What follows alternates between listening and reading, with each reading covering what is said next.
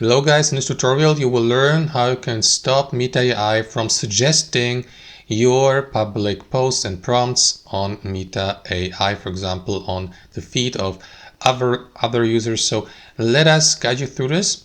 So guys, you can do this for any prompts and posts you have made or accessible or visible public here in Meta AI. All you need to do, guys, is simply click into your username in the bottom left corner and make sure that you logged in into your account, of course. Select settings.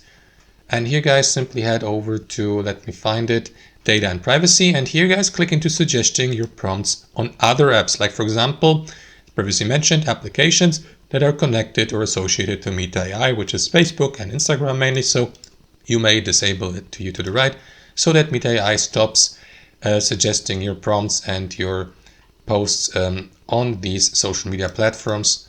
And that's basically it, guys.